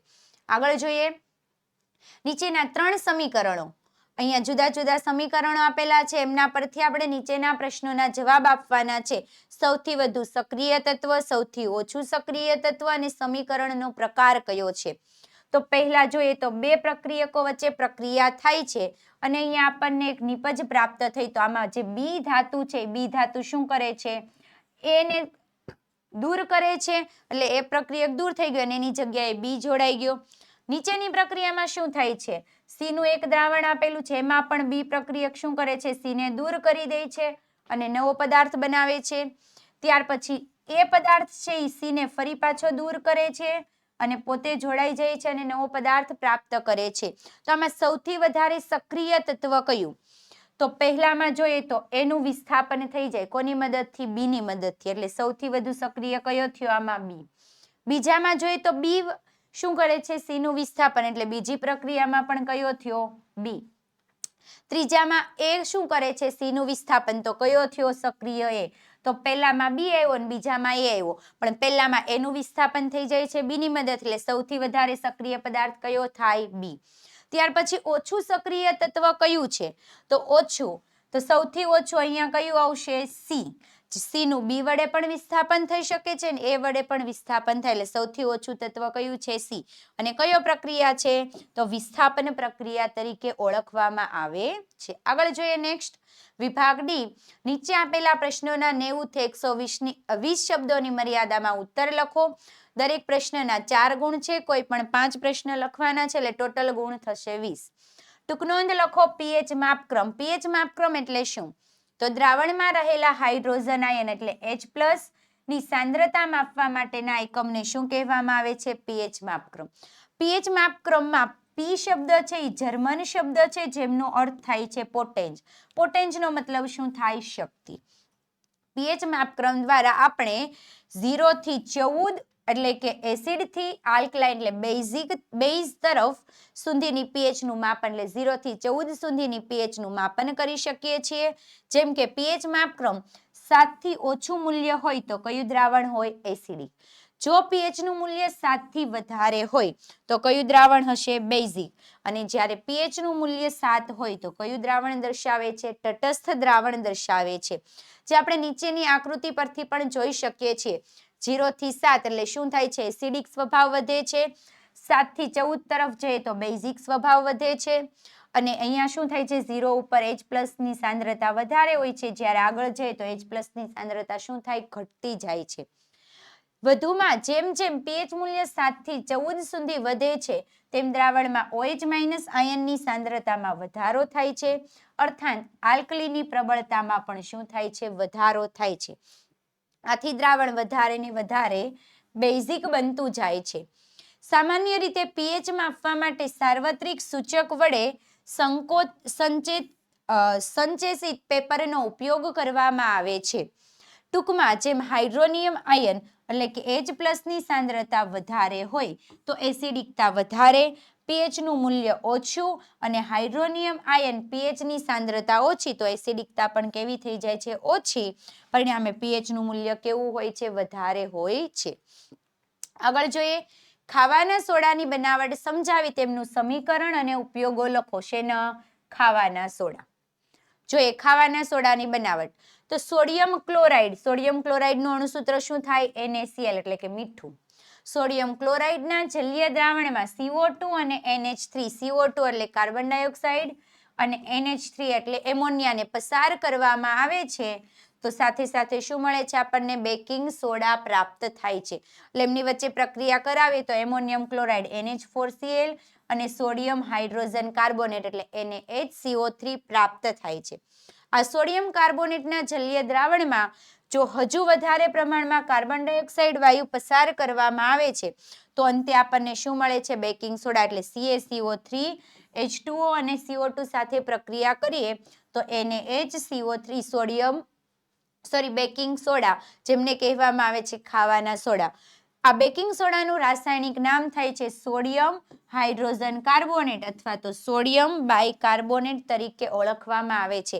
જે પાછળનો HCO3 છે એને હાઇડ્રોજન કાર્બોનેટ અથવા તો બાયકાર્બોનેટ કહેવામાં આવે છે. તે કેવો છે? બિનક્ષારીય બેઝ પદાર્થ છે.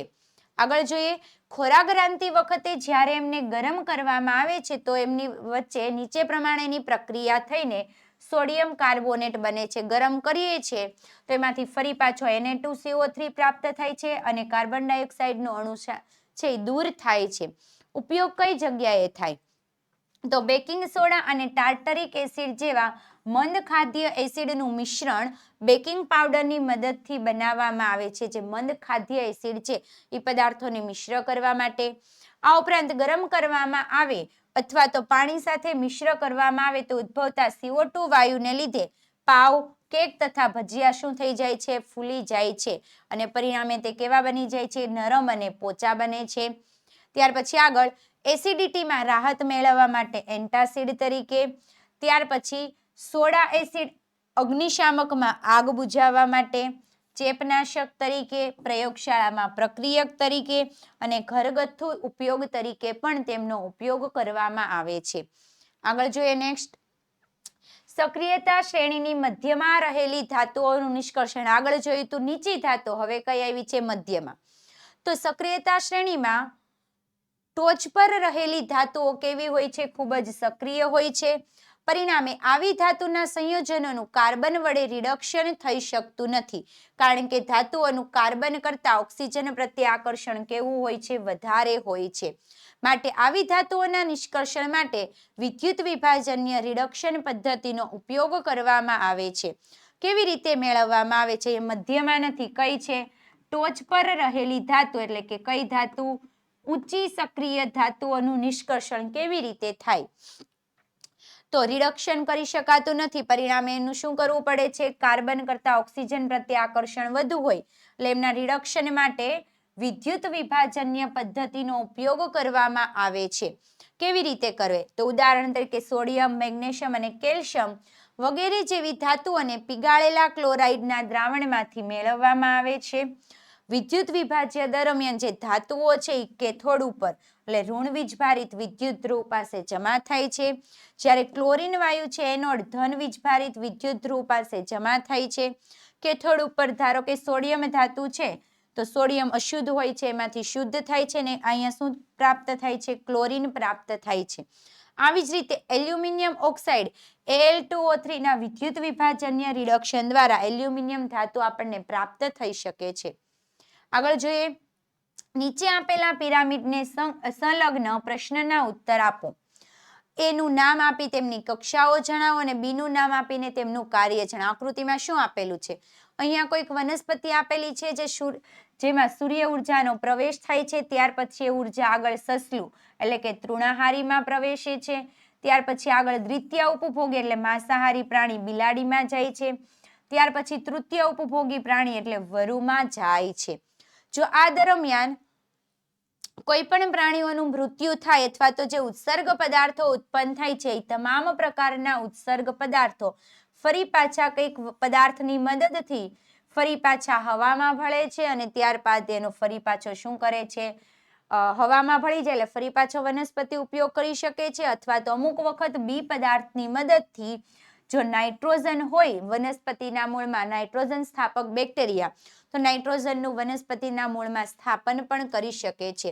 તો એનું નામ જણાવવાનું છે. એ ક્યાં આપેલો છે? અહીંયા. એનું નામ શું હશે અને એમની કક્ષા જણાવવાની. તો એ એટલે શું છે? માંસાહારી પ્રાણીઓ. એની કેટલી કક્ષા છે? તો 2, પ્રાથમિક માંસાહારી અને ઉચ્ચ માંસાહારી. બી નું નામ શું છે? તો બી આપણને ક્યાં આપેલો છે? અહીંયા નીચેની તરફ. તો બી નું નામ શું છે? તો બી નું નામ છે વિઘટકો. શેના તરીકે ઓળખવામાં આવે છે? વિઘટકો. એટલે મૃત અને ઉત્સર્ગ દ્રવ્યોનો જે પદાર્થ છે એમનું શું કરે? વિઘટન, જેમાં બેક્ટેરિયા અને ફૂગનો સમાવેશ થાય છે. કાર્ય શું? તો મૃત શરીર અથવા તો ઉત્સર્ગ દ્રવ્યોમાં રહેલા જટિલ કાર્બનિક પદાર્થનું સરળ અકાર્બનિક પદાર્થોમાં વિઘટન કરવા માટે ઉપયોગી છે. આગળ જોઈએ, ગુરુદ્રષ્ટિની ખામી એટલે શું? ખામી થવાના કારણો જણાવો અને કેવી રીતે નિવારી શકાય છે તે પણ આકૃતિ દોરીને સમજાવો. તો આંખની ખામી કે જેના લીધે વ્યક્તિ દૂરની વસ્તુઓને સ્પષ્ટપણે જોઈ શકે છે પરંતુ નજીકની વસ્તુને અસ્પષ્ટ દેખાય છે, તો એને કઈ ખામી કહેવાય? ગુરુદ્રષ્ટિ. શેના કારણે થાય છે? તો આંખના લેન્સની ખૂબ જ ઓછી વક્રતાને લીધે એમની કેન્દ્ર લંબાઈમાં ઘણો બધો વધારો થઈ શકે છે, અથવા તો આંખનો ડોળો છે એ ખૂબ જ નાનો થઈ જાય છે. પરિણામે નેત્રપટલ અને આંખના લેન્સ વચ્ચેનું અંતર શું થાય છે? ઘટી જાય છે. આગળ જોઈએ, આ કારણો અથવા તો કારણને લીધે 25 સેન્ટીમીટર અંતરે રહેલી વસ્તુમાંથી જે આવતા કિરણો છે એ નેત્રપટલ પર કેન્દ્રિત થતા નથી, પરંતુ નેત્રપટલની પાછળના ભાગમાં કેન્દ્રિત થાય છે, અથવા તો એમની નજીકની વસ્તુનું પ્રતિબિંબ નેત્રપટલની ઉપર રચાતું નથી. આ પ્રકારની ખામીનું નિવારણ કરવા માટે વ્યક્તિએ શું કરવું જોઈએ? તો યોગ્ય કેન્દ્ર લંબાઈ વાળા બહિર્ગોળ લેન્સના ચશ્મા પહેરવા જોઈએ. જો યોગ્ય કેન્દ્ર લંબાઈ વાળા બહિર્ગોળ લેન્સનો ઉપયોગ કરીએ તો પ્રતિબિંબ આપણને ક્યાં પ્રાપ્ત થાય?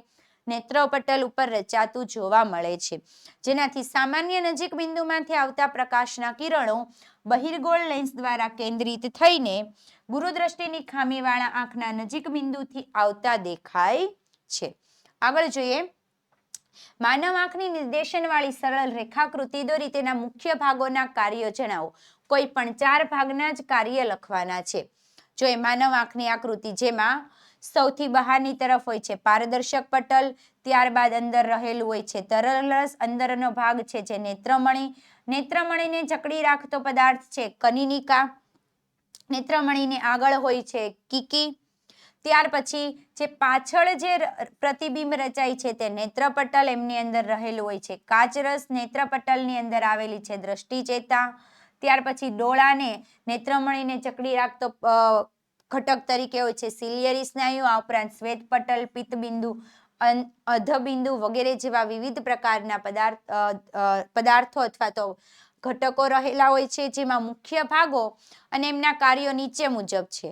સામાન્ય રીતે જોવા જઈએ તો આંખના ડોળાનો આકાર લગભગ ગોળાકાર હોય છે. તેમનો વ્યાસ જોઈએ તો 2.3 સેન્ટીમીટર જેટલો જોવા મળે છે. જોઈએ પહેલો ભાગ પારદર્શક પટલ એટલે કે કોર્નિયા. તો આંખની આગળનો પારદર્શક ભાગ છે બહારની તરફ ઉપસેલો હોય છે, તેમને પારદર્શક પટલ કહે છે. તે કેવો હોય છે તો ગોળાકાર અને પાતળો પારદર્શક અંતરપટ એટલે આંતરત્વચા છે. પાતળી પારદર્શક આંતરત્વચા મારફતે પ્રકાશ આંખમાં પ્રવેશે છે અને આંખમાં દાખલ થતા પ્રકાશના કિરણોના મોટા ભાગનું વક્રીભવન કરે છે અને વક્રીભવન કરીને પારદર્શક પટલની બહારની સપાટી પર થાય છે. એટલે આંખ ઉપર પ્રકાશના કિરણોનું પારદર્શક પટલમાંથી શું થાય? વક્રીભવન. ત્યાર પછી બીજો ભાગ છે કનિનિકા એટલે કે આઈરિસ, જે પારદર્શક પટલના પાછળના ભાગે આવેલી છે. કનિનિકા જોવા મળે છે જે ઘેરો સ્નાયુમય પડદો છે, એટલે એને આપણે કહીએ છીએ અંતરપટ, જે કીકીનું કદ કેવું કરે છે? નાનું મોટું. અને કનિનિકાનો જે રંગ હોય એ જ આપણી આંખનો રંગ. ઘણા બધા વ્યક્તિની આંખોમાં અલગ અલગ પ્રકારનો રંગ જોવા મળે છે. હકીકતમાં શેનો રંગ દર્શાવે છે? કનિનિકાનો રંગ. આગળ જોઈએ કીકી. તો કનિનિકાની મધ્યમાં આવેલા નાના પરિવર્તનશીલ છિદ્રને શું કહેવાય? કીકી. પ્રકાશ કીકી દ્વારા જ આંખની અંદર પ્રવેશે છે. કીકી છે આંખમાં પ્રવેશતા પ્રકાશની માત્રાનું નિયંત્રણ કરે છે. એટલે કીકી એક ચલિત દર્પણ મુખની જેમ વર્તે છે, જેને કનિનિકા દ્વારા જરૂરિયાત મુજબ નાની મોટી કરવામાં આવે છે. જ્યારે પ્રકાશ ખૂબ જ વધારે પ્રમાણમાં તેજસ્વી હોય એટલે તીવ્ર પ્રકાશ હોય ત્યારે કીકીને સંકોચન થાય છે. પરિણામે કીકી આંખમાં ઓછો પ્રકાશ પ્રવેશવા દે છે. એટલે અચાનક આપણે સૂર્યપ્રકાશમાં જઈએ તો આપણી આંખ નાની થઈ જાય. પરિણામે કીકી કેવી થઈ જાય? નાની. એટલે ઓછો પ્રકાશ આવે છે, જે શું થાય છે? આંખનું કદ નાનું કરે છે. આંખની અંદર ઓછો પ્રકાશ જાય છે. જ્યારે પ્રકાશ કેવો હોય? ઝાંખો હોય તો કીકીનું વિસ્તરણ થાય છે. પરિણામે આંખમાં વધારે પ્રકાશ પ્રવેશવા દે છે. આમ કનિનિકાનું વિસ્તરણ થવાથી કીકી સંપૂર્ણપણે ખુલી જાય છે. એટલે કનિનિકા જ તેને શું કરે છે? નાની મોટી કરવાનું કાર્ય કરે છે. અંધારામાં અમુક વખત આપણે જોતા હોય તો શું થાય છે? પ્રકાશ ઝાંખો પડે છે અંધારો, એટલે આપણું શું થાય છે? આંખ મોટી થઈ જાય, ખુલી જાય છે, વિસ્તરણ થાય. પરિણામે આંખની અંદર વધારે પ્રમાણમાં પ્રકાશ ફેલાઈ શકે છે. ત્યાર પછી આગળ છે ટૂંક નોંધ લખો. વિષમપોષી પોષણ કોને કહેવાય? તો ક્લોરોફિલ વિહીન સજીવો વિષમપોષી પોષણ દર્શાવે છે. શું કરે છે? તો અન્ય સજીવો દ્વારા જે તૈયાર કરેલા જટિલ પોષક દ્રવ્યો છે એમાંથી પોતાનો ખોરાક એટલે આહાર તરીકે ઉપયોગ કરે છે. આહારના સ્વરૂપ પ્રમાણે તેમના ખોરાક ગ્રહણ કરવાની રીતને આધારે તેમના વિવિધ પ્રકારના પ્રકારો પડી શકે છે. જો ખોરાકનો સ્ત્રોત અચળ અથવા તો સ્થિર હોય, જેમ કે ઘાસ, તો ઘાસનો ઉપયોગ કોણ કરે છે? ગાય કરે છે. ત્યાર પછી ખોરાકનો સ્થિર ગતિશીલ હોય, જેમ કે હરણ, તો એનો ઉપયોગ વાઘ અથવા તો સિંહ કરી શકે છે. તો સજીવો દ્વારા ખોરાક ગ્રહણ કરવાની અને ઉપયોગમાં લેવાની પ્રયુક્તિને આધારે ફરી પાછા તેમના પ્રકાર છે. કેટલાક સજીવો જટિલ ખોરાકના ઘટકોનું શરીરની બહાર વિઘટન કરે છે. બહાર વિઘટન થઈ જાય ત્યારબાદ એમનું શોષણ કરે. ઉદાહરણ તરીકે તંતુમય ફૂગ, ઈસ્ટ અને મશરૂમ જેવી ફૂગ. ત્યારબાદ કેટલાક સજીવો જટિલ ખોરાકનું અંતઃગ્રહણ કરે, અંદર ગ્રહણ કરી લે, ત્યારબાદ પાચન શરીરની અંદરની તરફ કરે છે. અહીં ખોરાકનું અંતઃગ્રહણ તેમજ ખોરાકનું પાચન કરવાની રીતને આધારે સજીવોના અન્ય પ્રકારો પડે છે, જેમ કે તૃણાહારી પ્રાણીઓ જે ફક્ત વનસ્પતિનો ઉપયોગ કરે છે, ઉદાહરણ તરીકે ગાય અને હરણ. માંસાહારી પ્રાણી જે અન્ય પ્રાણીનો ઉપયોગ કરે છે, ઉદાહરણ તરીકે વાઘ અને સિંહ. મિશ્રાહારી પ્રાણીઓ જે વનસ્પતિ અને તેમના ઉત્પાદનો અન્ય પ્રાણીઓ અને તેમના ઉત્પાદનોનો ઉપયોગ કરે છે, ઉદાહરણ તરીકે વંદો અને મનુષ્ય. કેટલાક સજીવો વનસ્પતિઓ અને પ્રાણીઓને મારી નાખ્યા વગર જ તેમનામાંથી પોષણ પ્રાપ્ત કરે છે, તો એમને કહેવામાં આવે છે પરોપજીવી. જે ઉદાહરણ તરીકે આવશે અમરવેલ, ઉધઈ, જૂ, જળો અને પટ્ટીકૃમિ વગેરે જેવાનો સમાવેશ પરોપજીવીમાં થાય છે. એટલે અન્ય સજીવોના શરીર ઉપર વસવાટ કરીને જ પોતે પોષણ મેળવે છે. આગળ જોઈએ ગ્લુકોઝના વિઘટનના વિવિધ પ્રકારના પરિપથ સમજાવો. પોષણની ક્રિયામાં કોષમાં લેવાયેલા ખાદ્ય પદાર્થોનો ઉર્જા પ્રાપ્ત કરવા માટે ઉપયોગ કરવામાં આવે છે. વિવિધ પ્રકારના સજીવો વિવિધ પદ્ધતિઓના ઉર્જા પ્રાપ્તિ માટે ઉપયોગ કરે છે. કેટલાક સજીવો ગ્લુકોઝનું સંપૂર્ણ વિઘટન કરવા માટે ઓક્સિજનનો ઉપયોગ કરે છે, જેમને કહેવાય છે જારક શ્વસન. અને કેટલાક સજીવો ઓક્સિજનનો ઉપયોગ કર્યા વગર ગ્લુકોઝનું અપૂર્ણ વિઘટન કરે છે, જેમને કહેવામાં આવે છે અજારક શ્વસન. ગ્લુકોઝનું વિઘટન કેવી રીતે થાય છે? તો ઉર્જા મુક્ત કરવાની બધી જ અવસ્થાઓના પ્રથમ તબક્કામાં, પહેલા તબક્કામાં ગ્લુકોઝના જે 6 કાર્બનયુક્ત અણુ છે એનું પહેલા તો 3 કાર્બનયુક્ત અણુ એટલે પાયરુવેટમાં વિઘટન થાય છે. આ ક્રિયા સંપૂર્ણપણે કોષરસમાં જ થાય છે. ત્યાર પછી પાયરુવેટના ચયાપચયનો આધાર છે એ ઓક્સિજનની હાજરી અથવા તો ગેરહાજરી ઉપર રહેલો છે. અહીંયા આપણે જોઈએ ને જારક શ્વસન અને અજારક શ્વસન જે શેમાંથી થાય છે? પાયરુવેટમાં. પાયરુવેટનું જે પ્રમાણે વિઘટન થાય છે એ પ્રમાણે એને જારક અથવા તો અજારક કહેવામાં આવે છે. એના વિવિધ પ્રકારના 3 પરિપથ છે. જો ઓક્સિજનની ગેરહાજરીમાં પાયરુવેટનું વિઘટન થાય તો ઇથેનોલ અને કાર્બન ડાયોક્સાઇડમાં રૂપાંતર થાય છે, જેમને કહેવામાં આવે છે અજારક શ્વસન. આ પ્રક્રિયા ક્યાં થાય છે? તો ઈસ્ટની અંદર. ક્યારે? તો આથવણની ક્રિયા જ્યારે કરવામાં આવે છે ત્યારે. અહીંયા આપણને બતાવેલું છે ઈસ્ટમાં આથવણની પ્રક્રિયા દરમિયાન ઓક્સિજનની ગેરહાજરીમાં ઇથેનોલ અને કાર્બન ડાયોક્સાઇડ પ્રાપ્ત થાય છે. ત્યાર પછી આપણી સ્નાયુ પેશી એટલે પ્રાણીઓની સ્નાયુ પેશીમાં ઓક્સિજનનો અભાવ હોય કે ઓક્સિજનનું પ્રમાણ ઓછું હોય ત્યારે પાયરુવેટનું શેમાં રૂપાંતર થાય છે? લેક્ટિક એસિડમાં. એટલે પ્રાણીઓની સ્નાયુ પેશીમાં ઓક્સિજનનો અભાવ એટલે અજારક શ્વસન જ થયું. ત્યારે લેક્ટિક એસિડ અને ઉર્જા એટલે આપણને વધારે ઉર્જાની જરૂર હોય ત્યારે આ પ્રકારનું થઈ શકે છે. ત્યાર પછી કણાભ સૂત્રની અંદર ઓક્સિજનની હાજરીમાં કાર્બન ડાયોક્સાઇડ અને પાણી ઉત્પન્ન થાય છે. પાયરુવેટનું જારક ચયાપચય એટલે કાર્બન ધરાવતા પાયરુવેટનું ઓક્સિજનની હાજરીમાં 3 અણુનું કાર્બન ડાયોક્સાઇડ અને પાણીમાં વિઘટન થાય છે, એને શું કહેવાય? જારક શ્વસન. આમ ઓક્સિજનનો ઉપયોગ કરી પાયરુવેટનું વિઘટન કઈ અંગિકામાં થાય છે? કણાભ સૂત્રની અંદર. અજારક શ્વસનની તુલનામાં જારક શ્વસનમાં શું થાય છે? વધારે પ્રમાણમાં ઉર્જા મુક્ત થાય છે. અને કોષીય શ્વસન દરમિયાન મુક્ત થતી ઉર્જા એટીપીના અણુના સંશ્લેષણમાં ઉપયોગમાં લેવામાં આવે છે. આગળ વધતા પહેલા વહેલા વિદ્યાર્થી મિત્રો, ધોરણ 10માં જેમ જેમ પરીક્ષા નજીક આવતી જાય છે એમ તમારા માટે ટૂંક સમયમાં શરૂ થવાની છે આઈએમપી બેચ. આ બેચની વધારે માહિતી મેળવવા માટે 7046222254 પર કોન્ટેક્ટ કરી શકો છો. તો વહેલા વિદ્યાર્થી મિત્રો, આજના આ લેક્ચરમાં આપણે શંખનાદ સિરીઝનું જે પ્રશ્નપત્ર 3 બાકી હતું એનું સંપૂર્ણ સોલ્યુશન જોઈ ચૂક્યા છીએ. જો આ વિડીયો પસંદ આવ્યો હોય તો લાઈક કરો, શેર કરો અને તમારા જુદા જુદા મિત્રો સુધી શેર કરો. અને અમારી યુટ્યુબ ચેનલમાં નવા હોય તો ચેનલને સબસ્ક્રાઇબ કરો.